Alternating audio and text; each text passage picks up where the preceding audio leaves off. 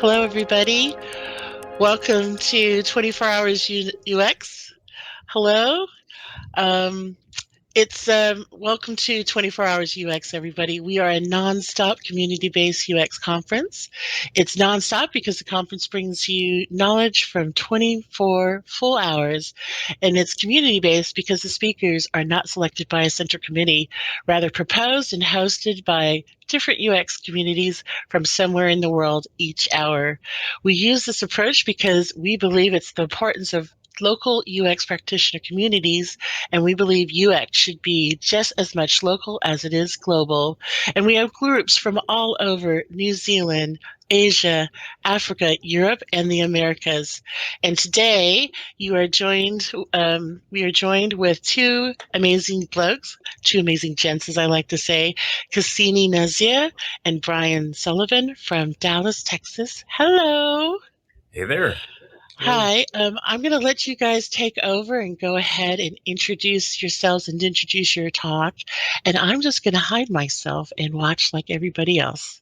Let me know if you need anything, okay? Thank you, Nani. Hello there, everybody. A Texas-sized hello to, to everybody from Brian and myself. Brian, I'll quickly introduce myself, toss it off to you, and then we will queue up the video. My name is Cassini Nazir. Cassini, like the space probe that crashed into Saturn in 2017, wow. Or the fashion designer, if you're familiar with the fashion designer. And I describe myself as a designer of conversations, curricula, and interfaces. That's what I find myself doing. I teach, I design, and mostly the connective tissue between all of that is conversations. We're going to take a look at a video shortly about curiosity, which I think is a necessary component for all of us as designers. And I'll let the video speak for itself, but first I'd like to introduce my partner in crime, Brian Sullivan. Brian, I'll toss it over to you.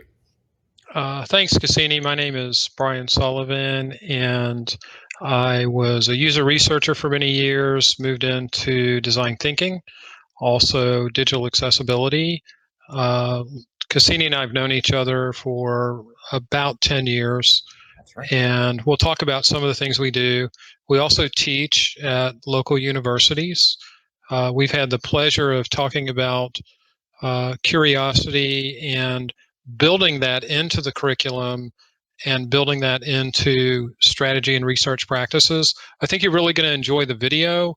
And really, without further ado, let's go ahead and just start the video. I think people are really going to enjoy it. So get your popcorn ready, and we're going to roll the video now.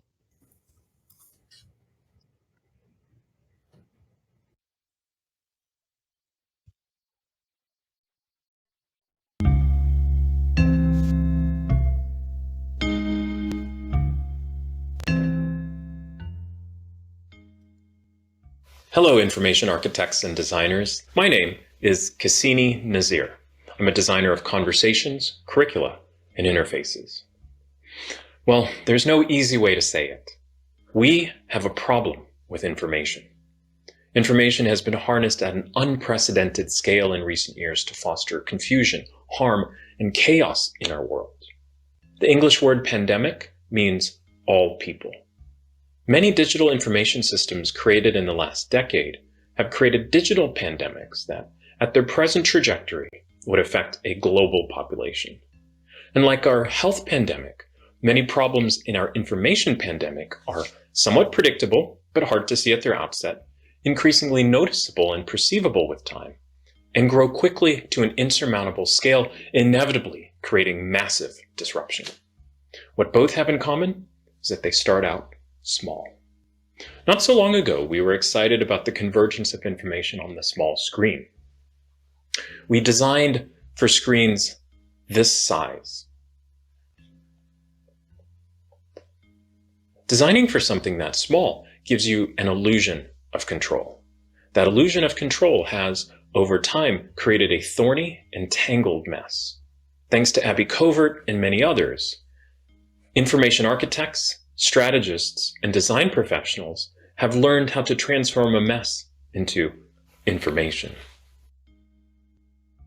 But what's information made of anyway? Well, iron, foam, and tin. What do you expect? But there's also a deeply troubling problem. Hidden inside information are our deeply held beliefs that give us a firm notion. We tend to make up our minds too quickly, holding on to ideas that are often incomplete, inaccurate, wrong, or harmful. And the worst part is, we don't even realize it. The more firmly we hold on to our notions, the greater the illusion that we possess knowledge.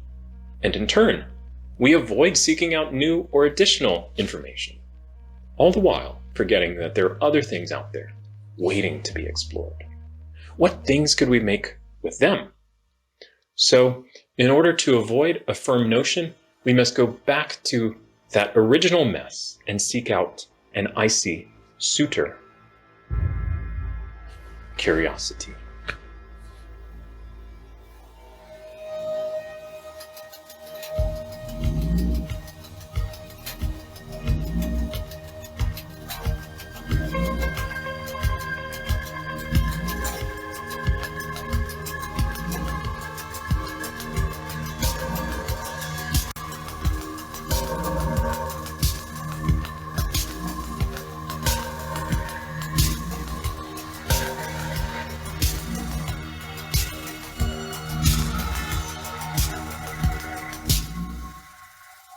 This video will give you a first orientation to a strange, fascinating, and fragile phenomenon: being curious. You and I will explore what curiosity is, ways we can be more curious, and if possible, how we might invite others to be curious. Why? Well, first, curiosity is powerful. It can enhance intelligence and increase perseverance. Being curious propels us to deeper engagement, superior performance, and more meaningful goals. Curiosity can also bring awareness and mindfulness. It reminds us of things we've forgotten, helps us to see familiar things with fresh eyes, and invites us to explore new things. Curiosity also initiates access to new or different ideas. Those ideas don't come fully formed, of course. We have to allow an abundant margin of time for our curiosity to give form to meaning. Curiosity is often a product of boredom.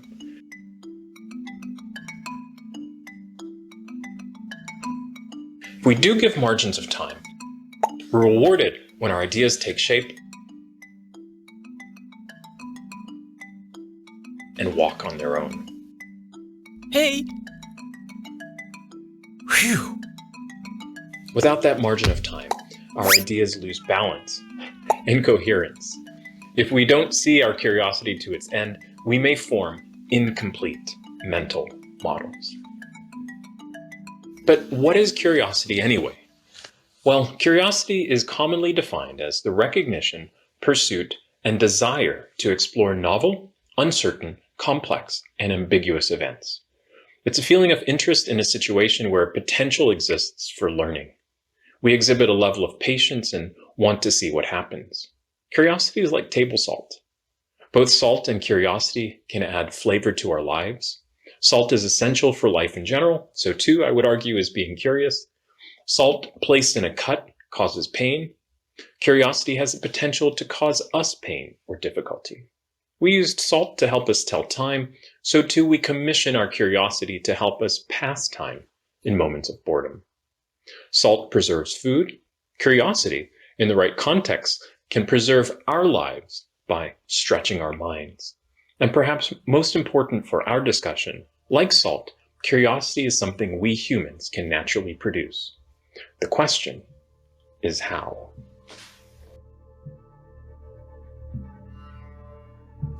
Curiosity manifests as an emotion, a way of thinking, a behavior, and an aperture.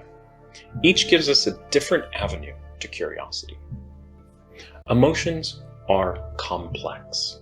Psychologists propose anywhere from 3 to 11 foundational emotions. Robert Plutchik developed the Wheel of Emotions, a visual framework to describe human emotions. In it, 8 basic emotion dimensions allow at least 24 emotion combinations. Although visually simple, the model posits that emotions are the result of complex sequences of events. Plutchik's approach may appeal to you as an information architect because it provides a semantically consistent set of distinct emotions, a clear organizational structure, and a standard set of names, all characteristics of good IA. Much like colors on a color wheel, where colors can be combined to form different colors, basic emotions combine to form other emotions. And emotions can be organized by how often we feel them. Curiosity is a sometimes felt emotion.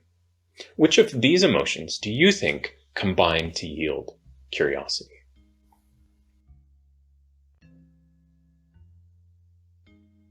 If you guess trust and surprise, give yourself a pat on the back.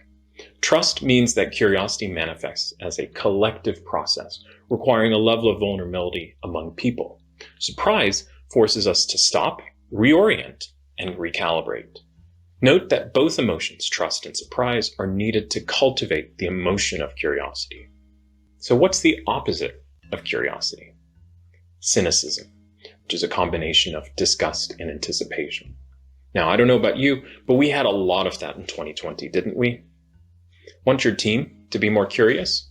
Cultivate trust, give them support, and then change up routines every so often to create positive surprises. Want to be more curious yourself? Surprises are all around us, waiting to be discovered. The world isn't lacking in wonders. We are often lacking a sense of wonder. So, change your routines. Our environment shapes so much of our behavior. A pre-COVID study found that we've spent most of our day in just a few locations where it becomes easy to form complex routines and a myriad of habits, not all of them good. So next time you drive home, take a completely different route. Or make a plan to introduce yourself to new things. With each new year, a good friend of mine plans to explore new things weekly. Watch 52 new documentaries or read 52 new books. Curiosity enlists a seldom used punctuation mark. Most of her thoughts end with a period and not a question. Our default mode is to seek answers and not questions. This can unwittingly lead us to ask only questions for which we know the answer. Now, that's fine in a world that doesn't change much, but as the world becomes more complex and dynamic, and as the rate of change increases, the value of answers decreases, and the value of questions increases.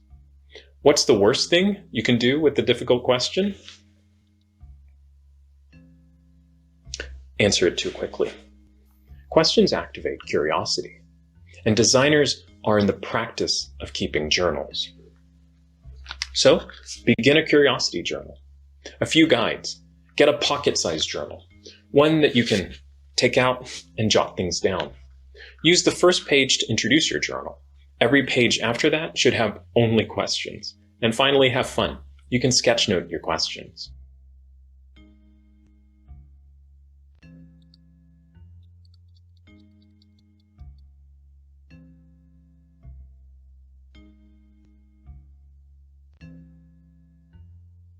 Now, somebody might have the idea to build a Curiosity Journal app. Please don't. Curiosity is fragile. The slightest interruption, and it disappears. A journal like this lets questions linger longer. You can apply this idea at work. The tone of a meeting is easily changed by making agenda items questions instead of declarations. On our website, we have a few more ideas to help explore ways of thinking. We'll even teach you how to play question tennis. Richard Warman, who coined the term information architect, reminds us to not forget the quest in our questions. Answering tough questions often demand action and persistence. Patricia Moore, one of the founders of Universal Design, traveled to 100 cities across America and Canada pretending to be 85 years old. Now, when I was 85, I was 26. And no, I am not drunk. Moore wore her grandmother's clothes, she put on uncomfortable shoes that made walking difficult, plugged her ears to distort her hearing, and wore thick glasses that blurred her vision. If I could be an elder, perhaps I could then speak about the needs of older people everywhere as consumers. This experience helped more understand more intimately how difficult the world can be to navigate as an elder, and also how to better design for our elders. I have never designed for what a person can't do. And so the focus is always on their capacity, their ability. What are they able to manage? And then with that view, how can we make the situation better? Now, you don't have to go to the lengths that Patricia Moore did, but you can use curiosity to put on the mantle of understanding. Curiosity teaches us to look with 4 eyes, our own and others unlike us.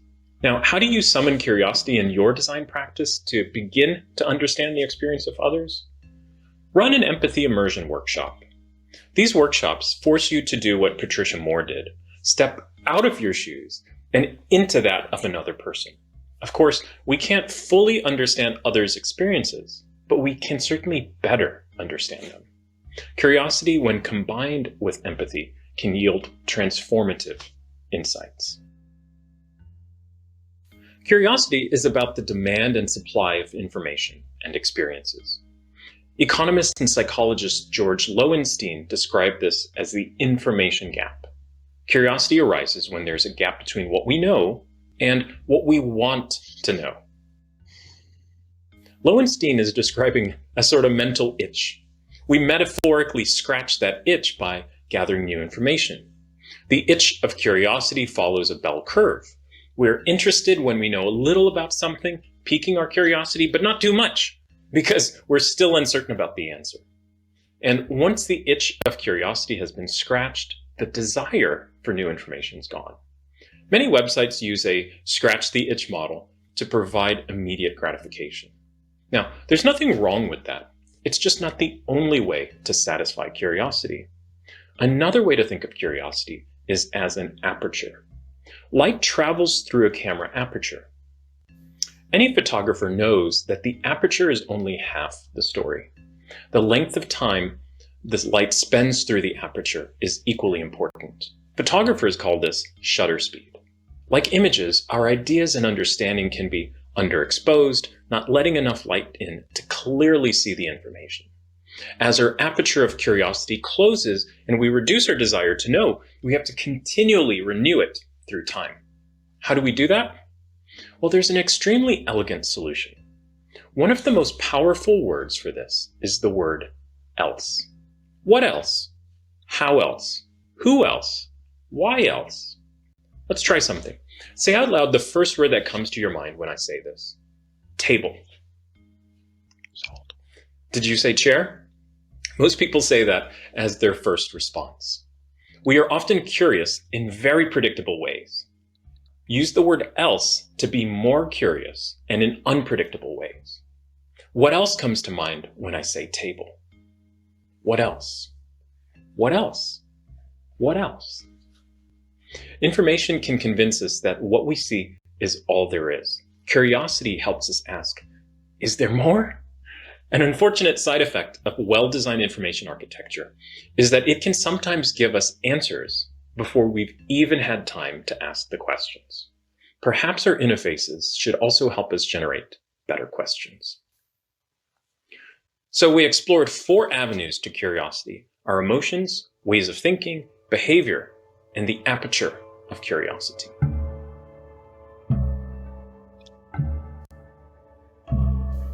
Now, you may have asked yourself at some point, how curious are you? We should really ask ourselves, how are you curious? Todd Kashdan and his colleagues discovered that curiosity is multi-dimensional. Their research discovered 5 distinct dimensions of curiosity called the 5-dimensional curiosity scale. These 5 dimensions are joyous exploration, the recognition and desire to seek out new knowledge and information, and the subsequent joy of learning; deprivation sensitivity, and emotional curiosity driven more by tension and hard labor than by joy. This kind of curiosity enjoys pondering complex ideas, solving difficult problems, and striving to diminish gaps in knowledge. stress tolerance, the willingness to embrace the stress and ambiguity of exploring new, mysterious, or risky experiences, social curiosity, the desire to know what other people are thinking and doing by listening to, talking, and socializing with other people, and thrill-seeking, the willingness to take physical, social, and financial risks in order to acquire new experiences. Now, we all have some element of each of these 5 dimensions in our personality. Kashtan's 5-dimensional scale helps us understand the dimensions of curiosity. But not everyone's curious about the same things in the same ways, so Kashtan identified these 4 distinct types of curious people. The fascinated, people with inquisitive minds who are social, enthusiastic, who love to be in the know, and who thrive on the unpredictable and see life as an adventure. Problem solvers, who are hardworking individuals with core value of independence, who love to learn while working relentlessly at problems they feel must be solved. Empathizers, who love to understand why people do what they do. Empathizers often prefer to observe what's going on around them instead of participating. Avoiders, who demonstrate little curiosity and confidence. They shy away from things they don't know or understand. They avoid confrontation when possible and lack understanding of their emotional life. What kind of curious are you? Want to find out? Take a curiosity quiz and discover what kind of curious you are. Designing in the 21st century can be both exasperating and exhilarating. More of our world in the 21st century has been shaped by our consumer desires and demands, our politics, our differences, and our fears than by our curiosity. We are, after all, still living in the digital Stone Age. But regardless of what age we live in, information will always be important. So too will information architecture. After all, information architecture has always been about the oohs and the ahs, finding things we were looking for, and discovering things we weren't. Ooh. How do you embed curiosity in experiences you're designing? Well, curiosity follows a very simple pattern. You, the designer, extend an invitation to someone to be curious. That invitation can be accepted or rejected or ignored. Most invitations require us to act or respond in some way. There's then an inflection point where we're meaningfully and satisfyingly rewarded for taking action on curiosity. See if you can find that pattern in this video.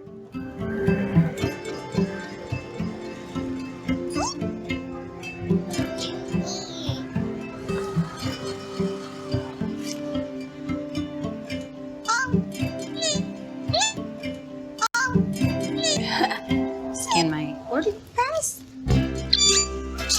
Oh.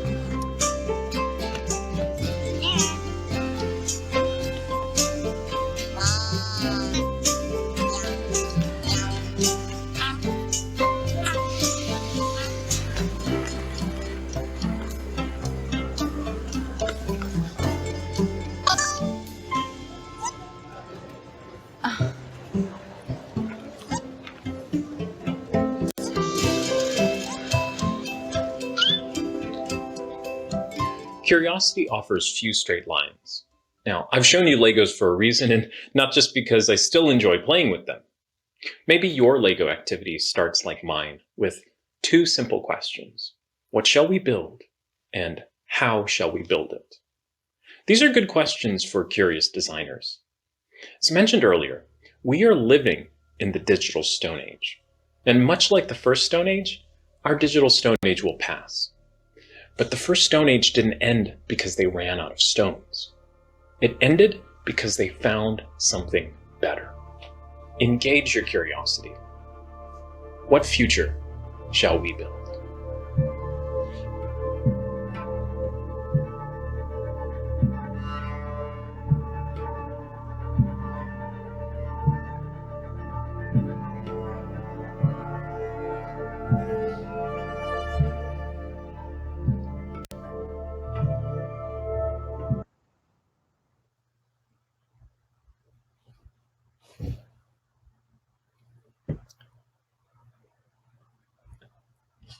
Brian, I think you're muted.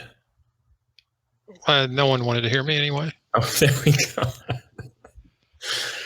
No, it was. I was just saying that the video always gets me. It's really good. We still have people I guess, giving you a sitting ovation from, I guess, all over the world. So that's nice. Yeah, keep it coming. If you have any Q&A, also look at the chat. If you were full screen, Cassini and I were adding comments and links. So I put a link to your site, Cassini, on Curiosity. I want to talk about that for a moment. So your site on Curiosity, you have profiles in Curiosity that you and Jenny, one of our graduate students, put together. Do you want to tell me what your inspiration on profiles in Curiosity was? Yeah, I think that's a great question. We're born with curiosity. We're kids are naturally curious, and somewhere along the way we kind of forget about it, or other things become a little bit more important. And you're one of the profiles in Curiosity. I think we need exemplars who can show us what does that look like in daily life as adults, and how can we reclaim that. So there's a number of information architects, user experience designers, and very well-known folks. Brian's one of the profiles in Curiosity. We've got some more coming here over the summer as well. So there will be some new profiles that we'll be happy to unleash. One of them that I was so inspired by was Patricia Moore's. I emailed Patricia to ask her if she would be interested in doing this. I sent her a list of questions and she said, no, I'll tell you this story instead. And there's a story of her about her father when she was young. And a lot of the stories, I think, when I'm talking to people one-on-one, go back to our childhood. And I'm on this journey to try to understand how can we as adults, particularly as aging adults, reclaim that level of curiosity that we had. And so part of it was a very selfish motivation, maybe to understand, but then also just to try to categorize and show people that it's possible. And in many cases, it's easier than we think.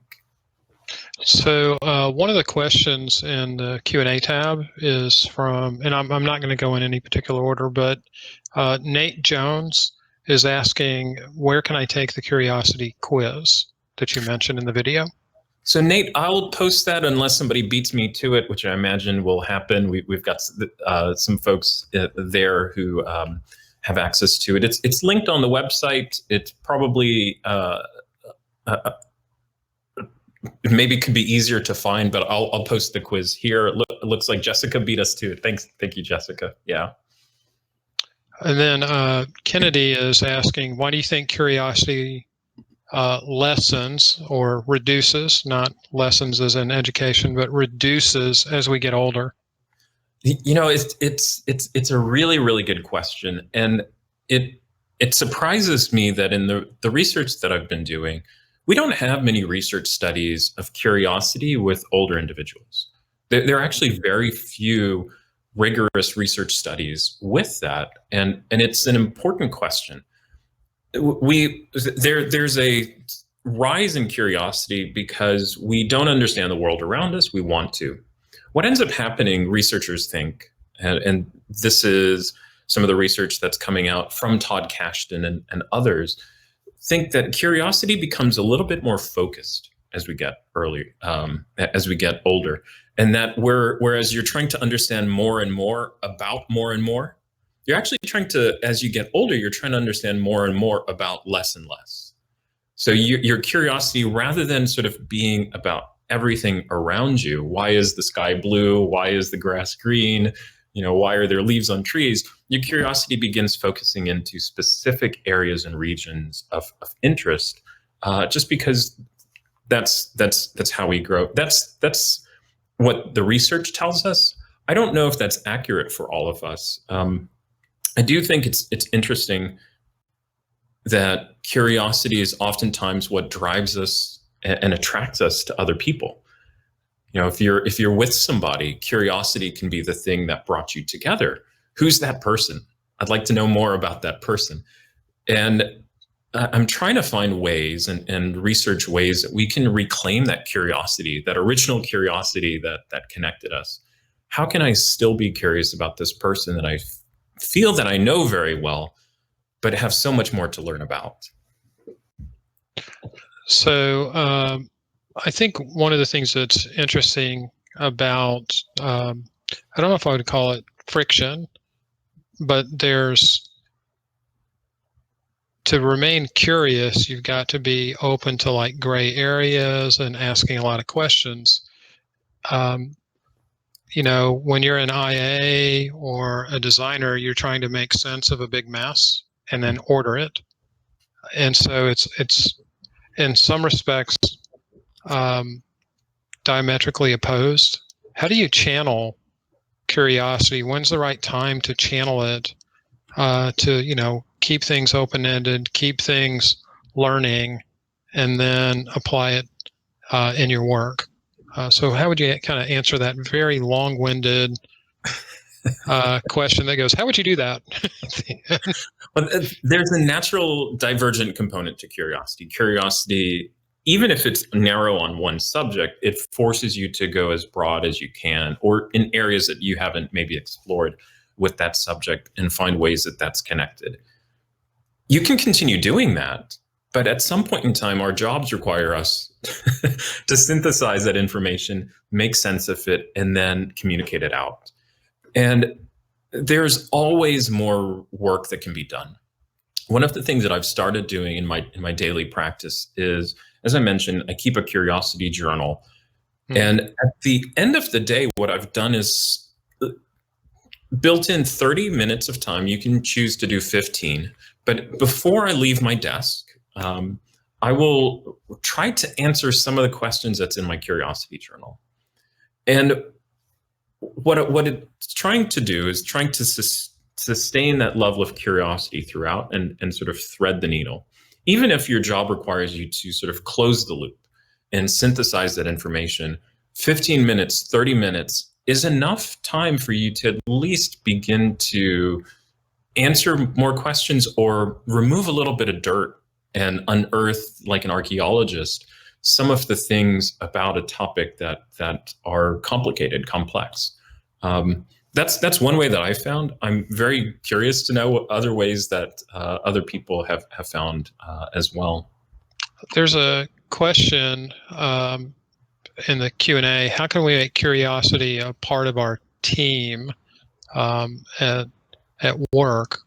One answer that I might give is it kind of a follow-up also to what you were saying is, I think partnering with someone that is different than you, right? We talk about diversity and inclusion. Part of the nice thing is to, assemble a team of people that are different than you to get different perspectives. Having an event like this where we have people from, different communities and different perspectives and different countries, as you're saying, our environment also shapes us. But having people that are different than you, but also having a little bit of an open mindset is probably how I would answer that question. Do you have any other things to add to that? Yeah, I think it's reclaiming some of the things that technology has taken away from us. I think technology can be helpful, and in some other ways it can be hurtful. And in that, too much use of it can divert us. Some friends in England, I don't think this is unique to them, and maybe other folks here do it as well. When they go out to dinner, everyone puts their cell phones. Let me see. Yeah, everybody puts their cell phones in the middle of the table. Yeah, and they do the stack. They actually put it face down. And the first person to pick up their cell phone also picks up the check for everybody around the table. That's why I leave mine in the car. So I don't have to pick it up. There's social pressure to stay present, stay in the moment. And what it's uncomfortable, particularly if you put that sort of temptation in the middle. But what it forces you to do, particularly with people who are part of your team, is to find ways that you're more like each other. Yeah. Brian and I both teach at University of North Texas. I taught briefly at SMU. I think there's a couple of SMU students here. One of the things that I learned from the director of the Masters of Arts in Design and Innovation, Jessica Burnham, she talks about the difference between building consensus, which means that you're on one side, I'm on another, so we need to bridge that. The difference between building consensus and revealing consensus. Revealing consensus is really about we're both on the same sides. We just haven't found what those things are. Being curious can help you to reveal consensus that already exists rather than try to build something that's already there. Yeah, it's so hard now with kind of the culture that we have in certain parts of the world with the cancel culture, with, talking heads, yelling heads, and like extreme viewpoints on things. How do you navigate like that type of friction that's happening in the world with curiosity? I think that word "else" comes into play here. And else really forces us to find other reasons. Maybe my reason is more colored by my experiences in the past and my present situation than the other individual. And it takes in literature, they talk about suspension of disbelief when you're in a situation, when you're reading something that is clearly not real, science fiction and the like, you have to suspend your disbelief. In some ways, we have to apply that same notion to other people. We have to sort of suspend our own viewpoints. And it's tremendously hard. Yeah. But I think the designers are the most culpable because we will at least talk about doing this for our users, trying to understand things from our users' perspectives. But is it possible for us to also do that for people in our personal lives? Yeah, and I want to follow up on that. I put something in chat about how I think in some respects, curiosity may be more important than empathy, because I think it's that thing that you have to be open-minded. I've heard the phrase, empathy is wearing someone else's shoes, but you first have to take your own shoes off. And I think that's curiosity, is that taking your own shoes off before you put somebody else's shoes on. There's a question here. I want to scroll down. That's a good question from Mario too.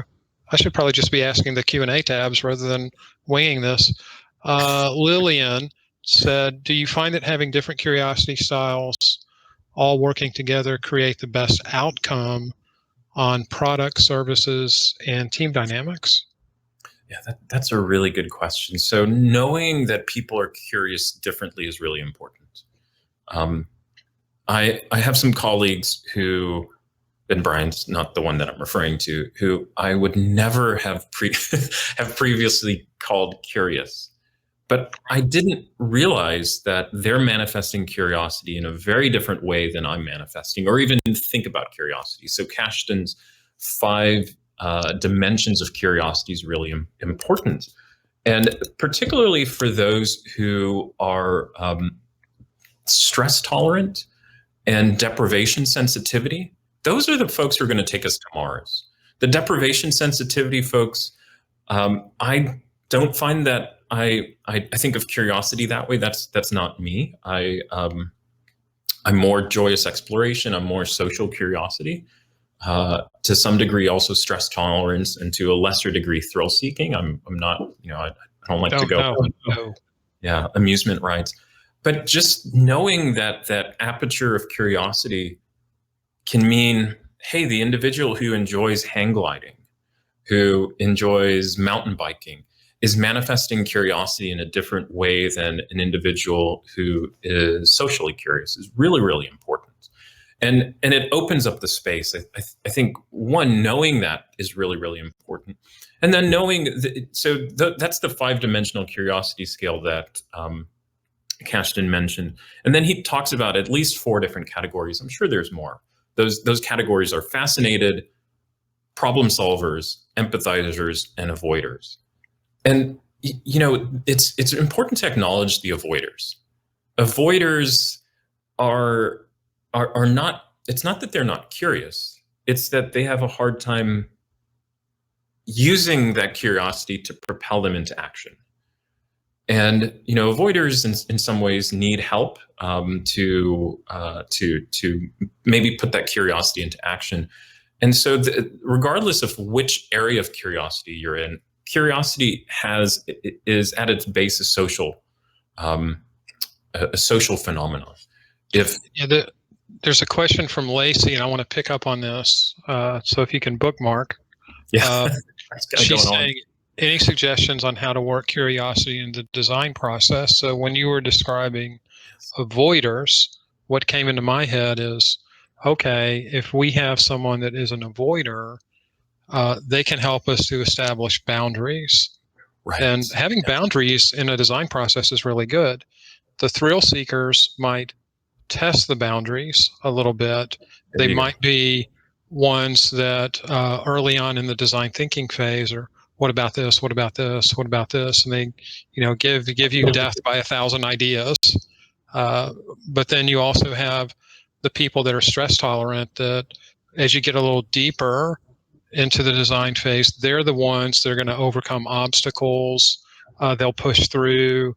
They'll use the what else, how else, why else, right? So they'll find maybe a way to negotiate a design challenge a little bit differently or reframe it. So I do think that, to kind of answer Lacey's question, that's how you can work curiosity into it. And then another one is, any good books or courses on curiosity? Well, I think you've referred to Kashdan, which it's a yellow book. Tell me why you really like Kashdan's book. One, I think it's really rigorous. I think Kashdan's been looking at this for quite some time. There are other names who've looked at curiosity. I think the research beginning specifically on curiosity as a topic begins about 1940s, 1950s. There's obviously researchers before that as well. But Kashdan is the most recent and comprehensive with that. I think the work that he's been doing and how he's been doing it has really been of interest to me. But it's really about asking questions. There's a book whose name I'll remember here in a moment. I'm not in my library, but it's about how do we ask better questions. And if we can get better at that in itself, if we can ask more questions and better questions, leads to curiosity. Because curiosity is wound up in that question. Some questions are concave, and I think I'm getting this right, where it's kind of like our glasses, the inside of our glasses, where it's kind of U-shaped, where it's pointing backwards to us. Others are convex, where it's pointing outwards. And if we can balance those concave, convex questions of, is this about me? A question that's directed to me or reflective inside, as well as questions outside of, why does that happen? Why does that exist? It's very, very helpful. And I think technology, just to go back to this really briefly, technology kind of silences our questions. I also think that, like, what you're describing there is the importance of laddering. Mm-hmm. So, which is, again, it's called the ladder of abstraction. So if you want to understand, like, the reason or the emotion or a higher level abstract thing, you're always asking the question, why? And then when you want options, it's else, why else, right? Yeah. And then if you want something more concrete, it's how. And then, the who and the why just gives you context around all of that. But I think really good researchers and early in the design process, laddering is really important. Amy has a question here, Cassini, that I cannot wait to ask you. This is a great question. How do you handle the devil's advocates who loves to shoot down ideas and curiosity before you get any momentum? I know how I would answer that, but I want to hear your answer. Let me ask the question to you. I'm curious to know your answer.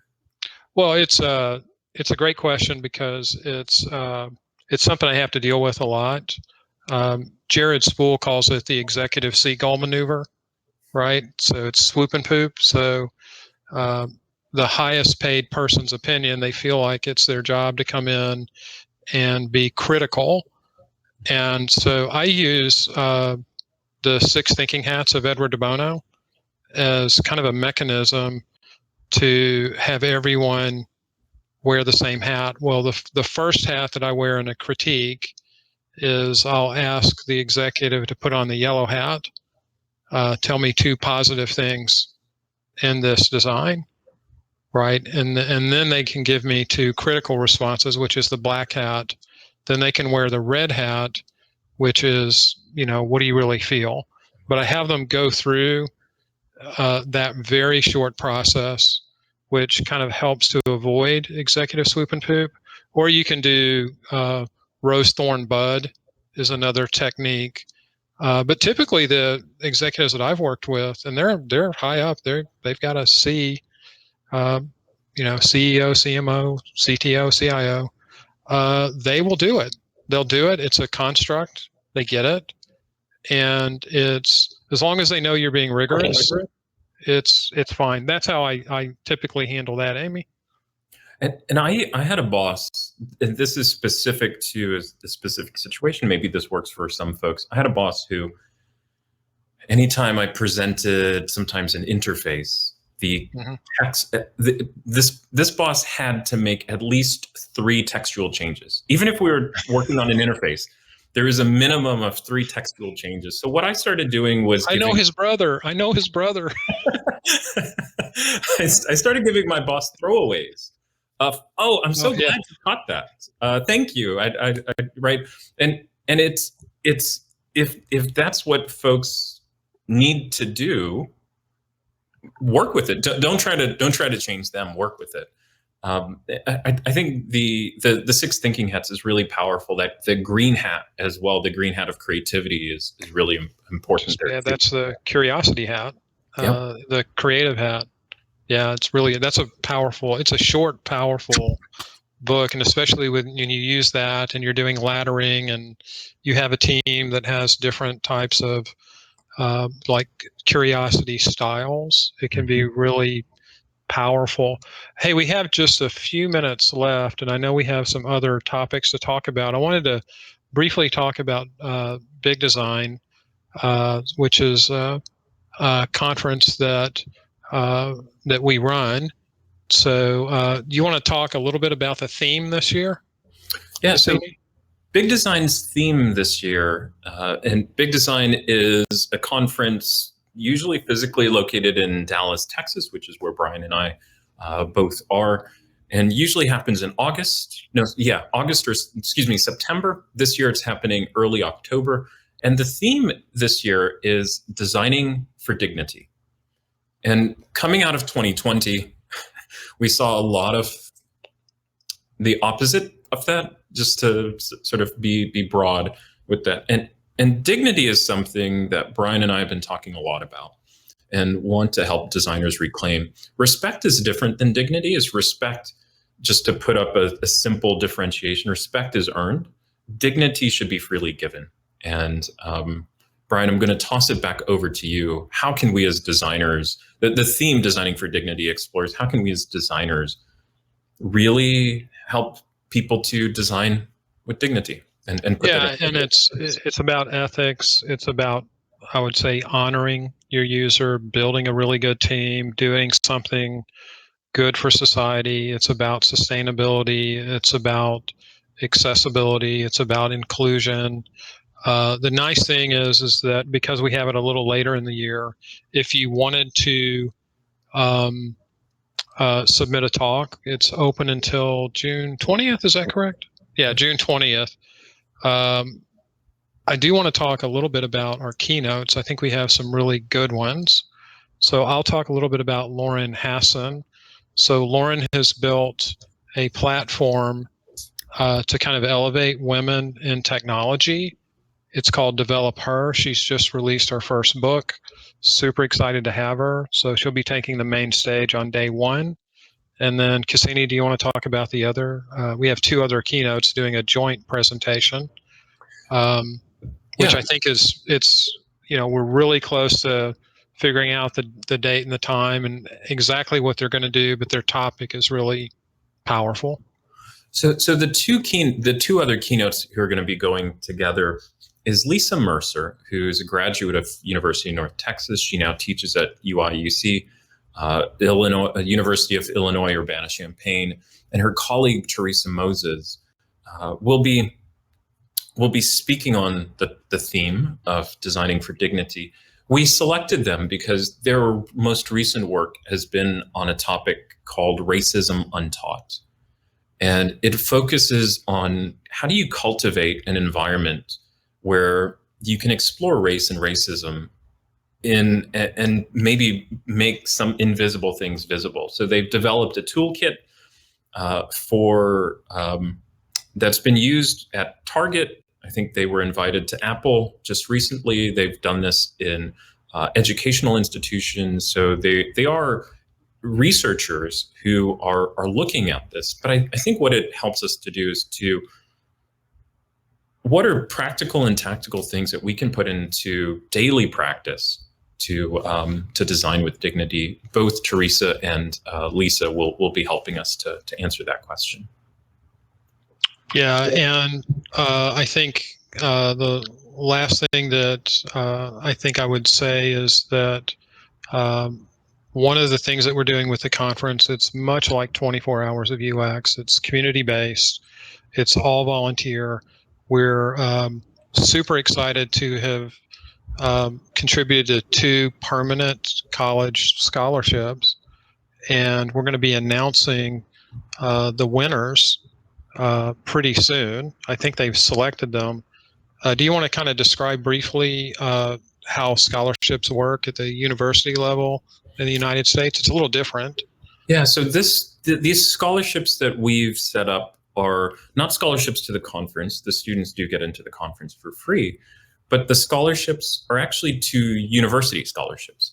So these scholarships pay out an amount each year. They're permanent, which means that they'll live longer than we will.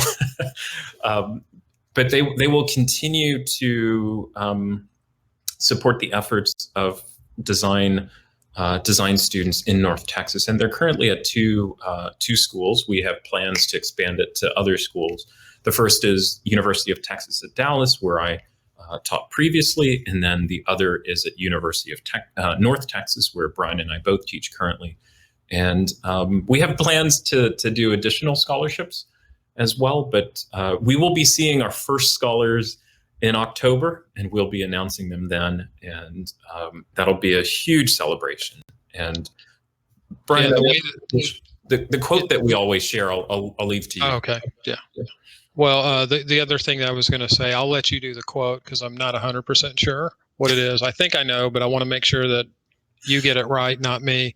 The scholarship committee, we're not on the scholarship committee. We just kind of created the conference. We take some of the money left over from the conference, contribute it into the community. And so there are laws that are in place. So you're not going to see like our cousins or children or anything like that.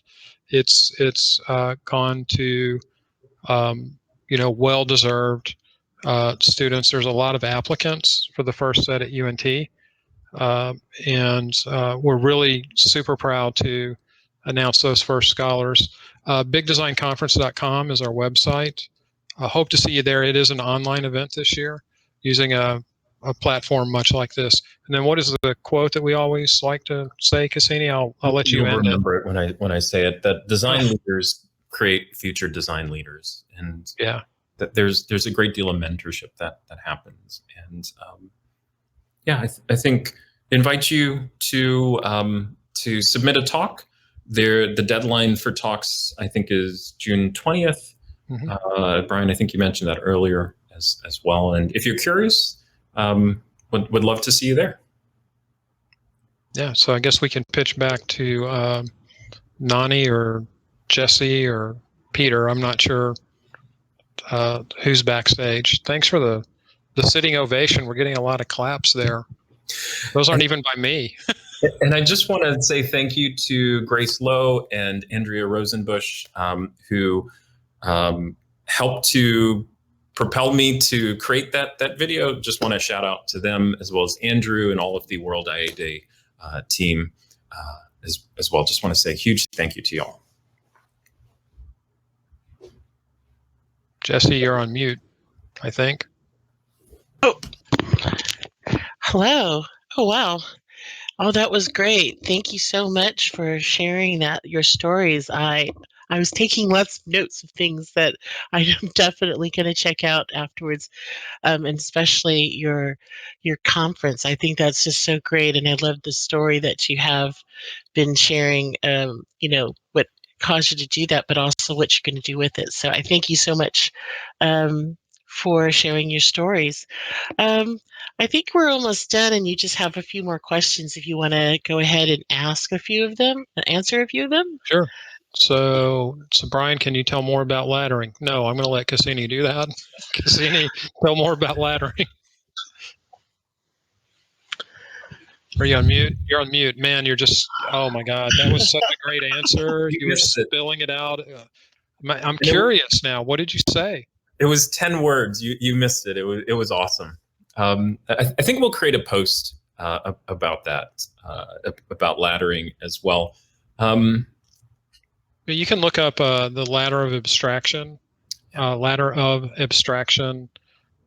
it's really how you phrase your questions. And again, who, what, why, how, and then depending on what you're trying to get at, and then the word else.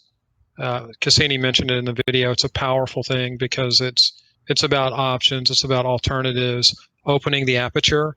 Remember how Cassini said we have to constantly reopen the aperture. Else is a really powerful way to do that. Would you give us some thoughts on how to ask better questions? Okay, well, the ladder of abstraction. I think we answered that. Is the talk recorded? If I missed the first section, that's on your website, right? It is. Versions of it. Yeah, that's right. And I think Andrew also posted the link to the talk as well. Okay. When do you know that your curiosity is defined wrong and starts to become, I guess that's exhausting? Yeah, that's a really good question, because that forces you to say, I was wrong. And I think, when do you know? I don't know how to answer that with a when. I do know how to answer it with a how. How do you know your curiosity is defined wrong? Sometimes you get signals with this, and I realize we're going into the 4 o'clock hour here, at least here in Central Standard. I don't want to go over on anybody's time, but Steffi, I will, if you shoot me your email or get in contact with me on LinkedIn, I'll answer your email directly here as well. I just want to be respectful to everybody's time. Cool. Well, I think that's it from Dallas. Thank you, everybody. Look forward to the next group. Well, thank you. Thank you for the great talk. All right. Well, this is the end of this session. If you want to stick around, I think you can still talk to them and ask some questions. Otherwise, you should just click back to the schedule and go ahead to the next session and enjoy the rest of your day at 24 Hours of New York UX. And is there anything else, Jesse? Oh, I don't think we can hear you. I think you're muted, Jesse. Yeah. He said, I can read lips. He said, Nani, you're doing a fantastic job. Couldn't do this without you. You're the best. He did say that, yes. Up. I mean, we got to lift you up and celebrate you. And, okay. All right. Well, thank you very much for that. I hope you see us later. We're talking at noon about some work that we did, and meaning that this was me working with a bunch of interns to create, go through the process and create a concept for, a local business. But Oh, cool. that's what we're sharing. And I think there's a lot of other great stuff going on, but it's a bit early in the morning. My husband's trying to get ready to go to work, so I'm actually going to pop on out if you guys are done. But other than that, I think you just can continue on taking questions and talking more Sure. with the people. That's totally fine. But I'm just going to watch you. Okay. All right. But other than that, if you want to see something else, guys, just go ahead and see something else. And if you want to sit and talk to these two gents, Cassini and Brian, you're welcome to do that as well. Yeah, So- I've got some time to hang out. Yeah, I do too. So one of the first questions is, what exactly is the digital Stone Age? Yeah, and I can answer the question that I had tossed over. I guess Okay, I yeah, didn't go ahead. realize, as well. So I'm trying to find it. How do you know, or when do you know that your curiosity is defined wrong and starts being perhaps exhausting? I think this is we have to build in reflection into our daily lives, and reflection can sometimes be challenging. I began working on a series of materials to refine my World IA Day talk, which is what you saw. And so I had huge ambitions to help us to maybe deal with emotions at a better level, because curiosity can lead us to reflect on things that might be challenging for us, right? It can sometimes lead you to realize certain things about yourself that you might realize are not good choices or certain things like that. And so I'm hoping to develop some materials that help us to perhaps answer that question more robustly. But I think reflection is really, really critical. And there's a variety of materials that are really, really good. I've been looking at a particular therapy called cognitive behavioral therapy, which, as I understand it, you can take prescription medications, and cognitive behavioral therapy is at least as good as the best working prescription medications. So it's really restructuring your brain. And again, the literature that I've read has said that cognitive behavioral therapy is at least as good as the most effective pharmaceutical. So that's sort of where I would start. And what it helps you to do is to see the world as it is, not as we perceive it to be. I think also when is the big little word there that you hit upon.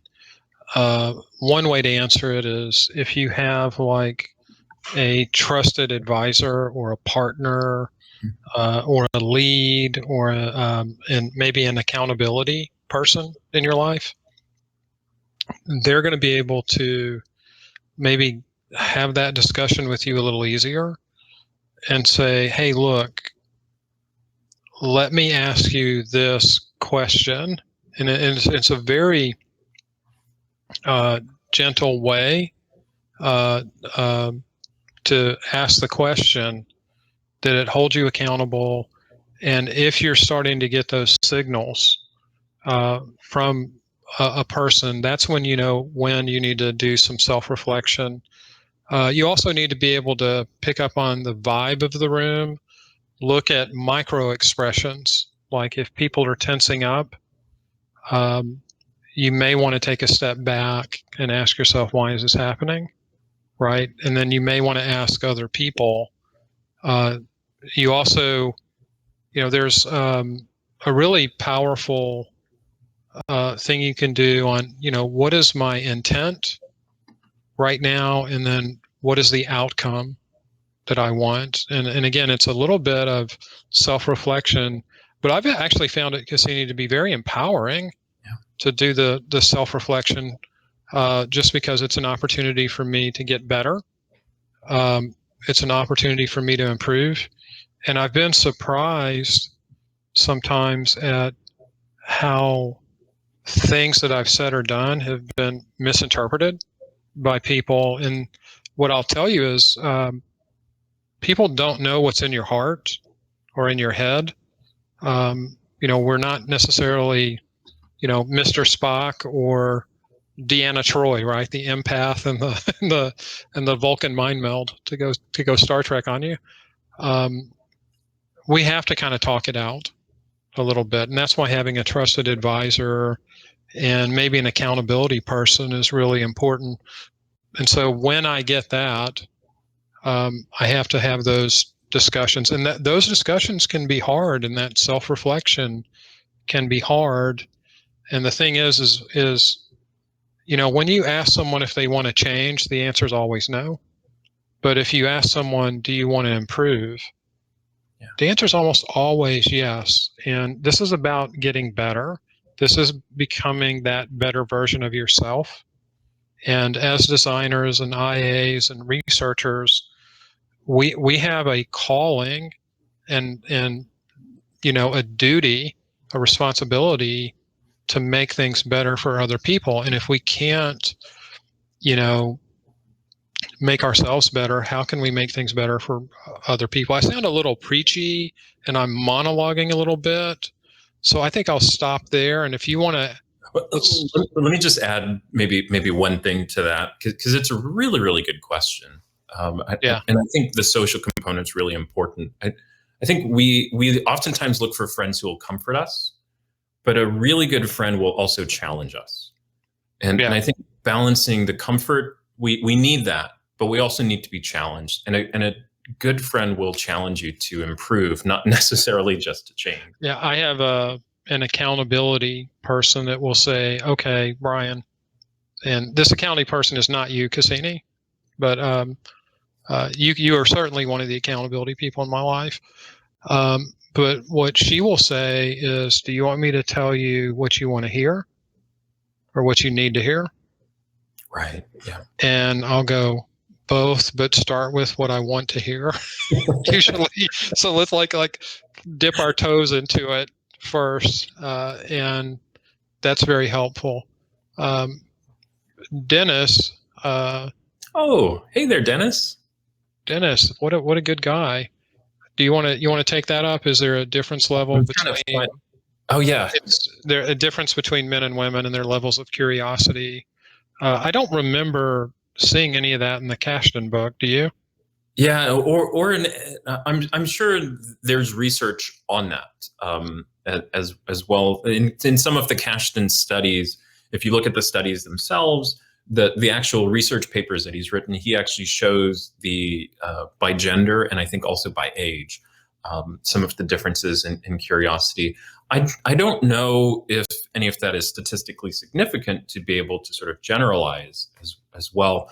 And this is I think this is the honest answer. I don't know enough about that. I'm glad Dennis is curious about that. Yeah. I would wonder why he's curious about that. But I think that what I recall from the Cashton book is some of those stats that you're referring to as those 5 like levels, the thrill seeker and what is it? Perseverance, the avoider. There's some stuff there. Yeah. As he's describing it early on. I found the Cashton book to be really good early on at kind of setting the stage and getting you the definitions. And then I really got into the middle portion. It's like, okay, here's how I could apply it to research and design. Right. And then the last portion is like, wow, I could actually do this to do self-improvement. Mm-hmm. And that was like, some of that is like, oh, that's a little close to home. But I found it to be really good on many different levels, from a research perspective, from a manager perspective, from a personal perspective. It's a yellow book. I just looked it up. It's also on Audible. So that's kind of cool. I might listen to it on some of my walks. Okay, what else do we have? How often do you think we should self-reflect? I think you said you try to have time daily to do self-reflection. Yeah. Right. And I don't know if there's like that's the frequency, but like the time limit, I think may depend on what's going on in your life. Yeah. Right. And I think there's a notion, I think it comes from Japan. It's called forest bathing, where the idea is you go into a physical space in the outside world where you're surrounded by nature and you couldn't tell what year it is. So you're surrounded by enough nature that you don't know if it's 2021 or it's just 21. And the idea is that reconvening with nature helps us to self-reflect. And in many ways, the air, the walk, if you walk or if you bike or whatever it might be, and the sun, all of these things help us to sort of realign. And I try to do that weekly. I think it really just depends on the individual. Find a frequency that works for you. And the time can be challenging. Self-reflection doesn't have to just be yourself. You can go for walks with other individuals. Einstein had a really good friend that he used to take on walks. His name was Besso, Besso. And a lot of people don't know about Besso, but a lot of the ideas that Einstein actually came up with came from walks with Besso. And it's not just self-reflection. We don't have to do it just ourselves. We can do it with others, and I think that's just as critical. So what's the name of the Cashton book is another thing that Dennis has asked you. I think it's just Curiosity. Curiosity. It's a yellow book, Dennis. Yeah, it's a good read. There's really like 3 or 4 main parts to it. I think you'll really find it. I think it's curious, right? Yeah. Yeah, I remember when you were telling me about this talk, it was over a year ago. I think the first thing I asked you is, what's the book I should read? Oh, Cashton. Just like, bam. And so I picked it up. It was one of those, self-gifting things. And I've actually handed it off to a couple of different people. But I do think that curiosity is kind of an early component in the design process. Why don't you tell the audience how you use curiosity in your UNT grad class? Because I think that was very interesting. Yeah, so I'm trying to find ways to build this out in terms of workshops and course materials. So anytime you read materials, have your students, if you teach or for yourself, just keep a curiosity log. What are questions that arise with this reading materials? What ends up happening is you'll start to find that the minimum number of questions that you set for yourself, oftentimes you'll set 5 as a minimum, you will come up with many more than that. You can read sometimes the first paragraph and come up with questions immediately. The other thing too is learning how to ask questions. I think this is something that is really, really good. And I have my notes here. There's 5 different types of basic questions, depending on how you slice it. I'm going to just put it here inside the chat window if you are interested. Oftentimes we behave like a lawyer when we ask questions. We ask questions to things we already know the answer and are seeking the answer for. And that's not the type of questions that we're looking for. The type of questioning behavior that we're looking for. You can look for facts. You can look for questions that converge to a point. You can break open a topic by diverging those questions and what else is really important. Convergent is important. You can evaluate, obviously, what is this? Why did we do this? What value does this bring? And then combinatorial, right? Convergent and divergent questions of that open up. What is that thing? And then convergent, what does it mean? Right. So you can use those 5 basic types. I've got some materials that's just not ready for prime time as yet, but working on more information on this. I know Dan Brown has been giving some talks around around questions. In fact, one of the books that I reference, Dan Brown also references. I think his talk is really, really accessible. He's got that Dan Brown voice, that really gravelly voice. It's a good listen as well. But that's a start. He gives a different type of taxonomy than what I've listed there, but two different ways of slicing the bread. I think another interesting way that we used it in our classes, because you had a Tuesday night class, I had a Thursday class. So we did storyboards a little bit different. And I think it challenged the grad students because they had to think about questions. We called it the pre-buttal, right? So we're trying to anticipate questions that people might ask about the storyboard. So we would have like a 3-cell storyboard with like a headline, a caption, the 3 illustrations with, the descriptions below it. Then when we went to the second page, we called it the considerations page. We tried to have like a set of sections that either provided additional context, dependencies, assumptions, considerations that were a pre-buttal, meaning we're answering the question ahead of time. So rather than having someone kind of instantly reject the storyboard, we did a critique, and as part of the critique, we challenged the grad students to, take your shoes off for a moment, act as if you're going to sign the check. What questions do you think you need to answer on the considerations page? And I think that it added to like a deeper, richer appreciation, one, for the role of a product manager, two, for a stakeholder in a company writing a check, but maybe a deeper understanding also of, how does this solution save money, make things better, and just being curious and having them do that extra step in the design process. I think we yielded better solutions because of it. Not just, hey, here's an idea, let's see if it sticks. It's like, here's an idea that we really thought about. Yeah. And to make it work, here are dependencies, assumptions, here's what we need. And like some students even said, this can build to other ideas, bang, bang, bang. And then some students even stitch together, this is the starting storyboard, which yields to the second storyboards, which yields to this. And after each one, there's the consideration slides.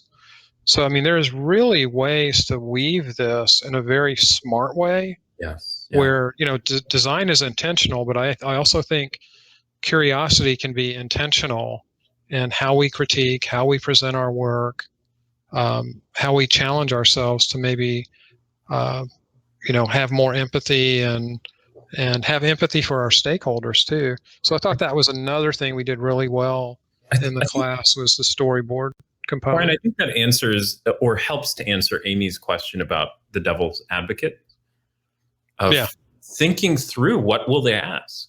Be curious.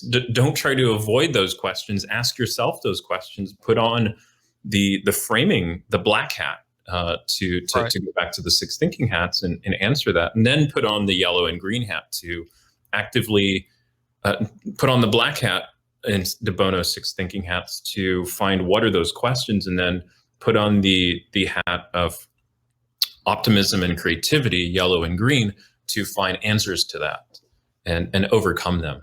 And oftentimes they're not asking bad questions. They may be difficult questions that we just don't want to answer. Yeah, and what's funny is, again, it goes back to that quote that I had. It's people don't want to change, but they want to improve. So when they instantly see a new idea, they instantly wear the black hat or the red hat. The black hat is here are all the pain points, here are all the issues with it. The red hat, it's an emotional knee-jerk executive swoop and poop response. I hate This won't ever work, blah, blah, blah, and then they leave the room.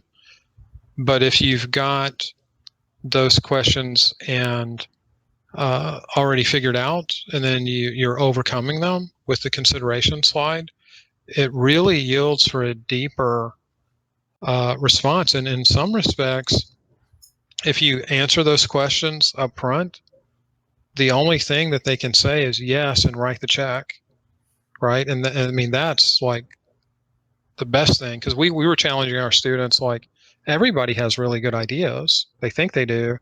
But if you can't sell it, it doesn't matter. Mm-hmm. And that's where I think curiosity played a really big role. And we had a real client, and they were uber impressed with the storyboards and just the level of depth to the, because we had breadth, because we had a lot of ideas, and then we had depth because we had the consideration slides.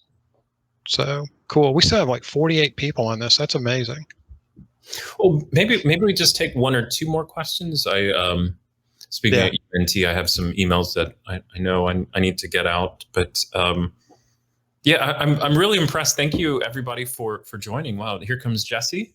Okay, we're getting a pole. the cane to pull us off. Cane to pull us off. Yeah. Still on mute. I can relive. She did a great job, Cassini. Thank you so much. Keep it up.